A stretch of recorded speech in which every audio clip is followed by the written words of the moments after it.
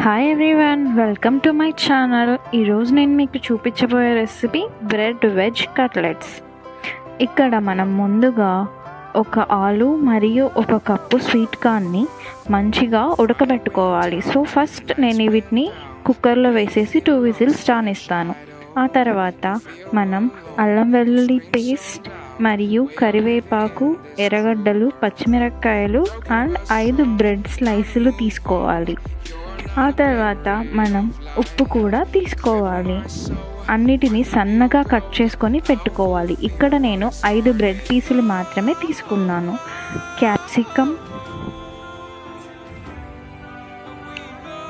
మరియు ఉప్పు. సో ఇవన్నీ మనకి కావాల్సిన పదార్థాలు బ్రెడ్ వెజ్ కట్లెట్కి. ఇవన్నీ తీసుకొని ముందు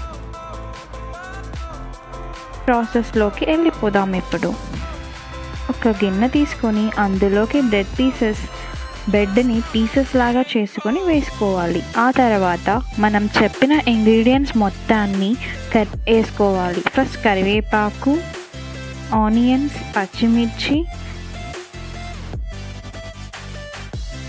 క్యాప్సికమ్ అన్నింటినీ వేసుకోవాలి. అన్నింటినీ వేసుకున్న తర్వాత మెత్తగా కలుపుకోవాలి. సో నేను క్యాప్సికమ్ని కూడా చాలా సన్నగా తరుక్కున్నాను. సో మీరు కూడా అలాగే తరుక్కోండి. అల్లం వెల్లుల్లి పేస్ట్ కూడా నేను 1/2 స్పూన్ వేసుకున్నాను. మీరు కూడా చూసి తగినంత ఎంత కావాలో అంత వేసుకోండి.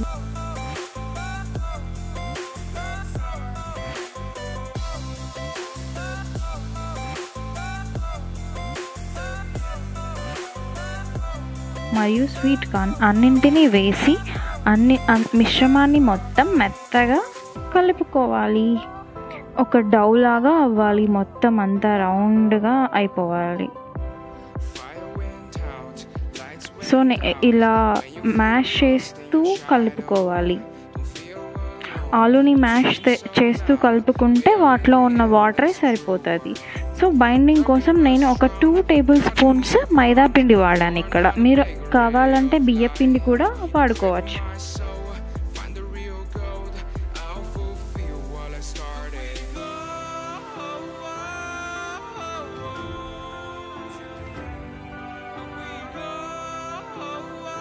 సో మనకి ముద్దలు రావాలి. ఇప్పుడు మనము కట్లెట్స్ లాగా డీప్ ఫ్రై చేస్తాం కాబట్టి సో బైండింగ్ బాగా అవ్వాలి. అన్నిటినీ బాగా మెత్తగా ఇలా కలుపుకోవాలి మొత్తం.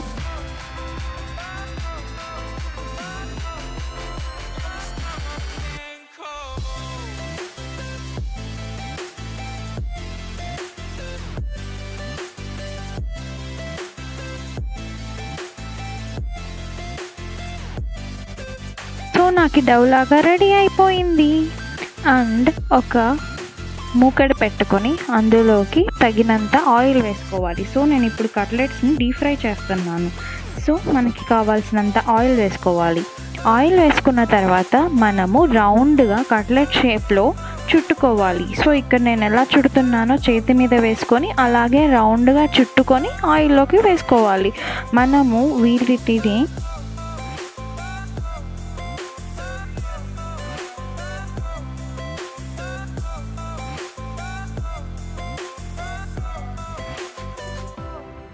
పలచగా చుట్టుకొని వడల్లాగా వేసుకుంటే ఇవి తొందరగా కాలిపోతాయి. సో సిమ్లో పెట్టుకొని మనం వీటిని కాల్చుకోవాలి. అలా అయితేనే ఇవి వేగుతాయి. సో నేను ఇక్కడ ఎలాగైతే వేస్తున్నానో సిమ్లో పెట్టుకొని అలాగే మీరు కూడా వేసుకోండి. Please subscribe to my channel for more videos. And మనం ఇలాగే ఒకటి తర్వాత ఒకటి వేసి అటుపక్కల ఇటుపక్కల 2 సైడ్స్ కాలేలాగా తిప్పుకుంటూ సిమ్లో పెట్టుకొని కాల్చుకోవాలి.